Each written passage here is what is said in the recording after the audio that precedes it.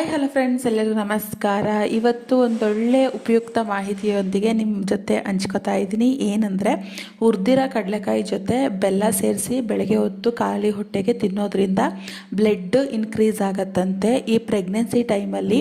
ಇನ್ನೊಂದೇನು ಅಂದರೆ, ಟೈಮ್ ಹತ್ರ ಬಂದಂಗೆ ಅಂದರೆ 9 ತಿಂಗಳಿಗೆ ಬಿದ್ದ ನಂತರ ನೀವು 5 ಖರ್ಜೂರನ ಕಂಪಲ್ಸರಿ ತಿನ್ನಲೇಬೇಕು. ಅಥವಾ ಒಣ ಖರ್ಜೂರ ನೀರೆಲ್ಲರೂ ನೆನೆ ಹಾಕಿ ತಿನ್ನಬಹುದು, ಅಥವಾ ಹಸಿದು ಡೇಟ್ಸ್ ಬರುತ್ತಲ್ವ, ಸೊ ಅದಾದರೂ ನೀವು 5 ತಿನ್ನೋದ್ರಿಂದ ಸೊ ನಾರ್ಮಲ್ ಡೆಲಿವರಿಗೆ ಈಸಿ ಆಗುತ್ತೆ ಅಂತ ಫೋನಲ್ಲಿ ನೋಡಿದ್ದೆ.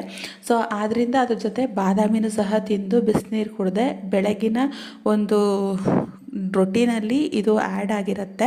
ಸೊ ಅದ್ರ ಜೊತೆಗೆ ನಾವು ಮೇಲಿನ ಒಂದು ಚರ್ಮವನ್ನು ಕೇರ್ ಮಾಡಬೇಕಲ್ವ, ಸೊ ಆದ್ದರಿಂದ ಈ ಒಂದು ಲೋಷನ್ನ ಹಾಕ್ತಾ ಇದ್ದೀನಿ. ಸೊ ಇದು ಒಂದು ಇಂಪಾರ್ಟೆಂಟ್ ಟಿಪ್ ಅಂತಲೇ ಹೇಳ್ಬಹುದು, ಗೊತ್ತಿಲ್ಲ. ಸೊ ಅದಾಗತ್ತಾ ಬಿಡುತ್ತೋ, ನಾವು ಅದನ್ನು ಒಂದು ಪ್ರಯತ್ನ ಪಡಬೇಕಲ್ವ. ಪಡೋದ್ರಲ್ಲಿ ಏನು ಒಂದು ನಷ್ಟ ಇದೆ, ಅದರಿಂದ ಯೂಸೇಜ್ ಜಾಸ್ತಿ. ಅದಾದಮೇಲೆ ತಿಂಡಿ ತಿಂದು ಸೊಪ್ಪು ಬಂದಿತ್ತು. ಸೊಪ್ಪು ತಿಂದಂತೂ ತುಂಬ ದಿನಗಳಾಗ್ಬಿಟ್ಟಿದೆ.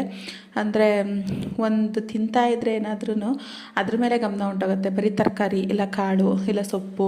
ಸ್ವಲ್ಪ ರೈಟ್ ಜಾಸ್ತಿ ಆಗಿತ್ತು ಸೊಪ್ಪು ಒಂದು ಸ್ವಲ್ಪ ದಿನ, ಅದಕ್ಕೆ ಬ್ರೇಕ್ ಆಗಿತ್ತು. ಅಂದರೆ ಒಂದೇ ಥರ ತಿಂದು ಬೋರ್ ಆಗೋಗಿತ್ತು ನನಗೂ. ಅದಾದಮೇಲೆ ಸ್ವಲ್ಪ ಬಿಸಿಲಿತ್ತು ಅಂತ ಅಂದ್ಬಿಟ್ಟು ವಾಕ್ ಮಾಡ್ದಂಗೆ ಆಗುತ್ತೆ. ಇವಾಗ ಒಂದು ಸ್ವಲ್ಪ ಕಾಲು ಉತ್ತ ಜಾಸ್ತಿ ಬರೋದು ಹೋಗೋದು ಮಾಡ್ತಿದೆ, ಅದಕ್ಕೆ ಬಿಡ್ದಂಗೆ ಒಂದು ವಾಕ್ ಮಾಡ್ತಾ ಇದ್ದೀನಿ. ಟೈಮ್ ಹತ್ರ ಬಂದಾಗ ಏನು ಭಯ ಇರೋದಿಲ್ಲ, ವಾಕ್ ಆರಾಮಾಗಿ ಮಾಡ್ಬೋದು ಅಂತ. ಅಲ್ಲಿಂದ ಬಂದು ಯಾಕೋ ಇವತ್ತು ಸುಟ್ಟಿರೋ ಬದನೆಕಾಯಿ ಗೊಜ್ಜು ತಿನ್ಬೇಕು ಅನ್ನಿಸ್ತಾ ಇತ್ತು.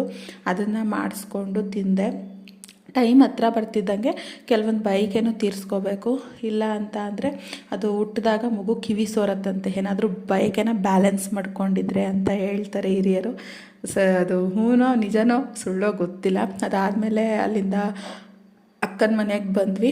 ಅಲ್ಲಿ ಅಕ್ಕ ಬೋಂಡ ಮಾಡಿಕೊಟ್ಟಿತ್ತು. ಗುರು ಜೊತೆ ಆಟ ಆಡ್ಕೊಂಡು ಇವತ್ತಿನ ದಿನ ಕಳೀತು. ಸೊ ನಾಳೆ ಸಿಗ್ತೀನಿ.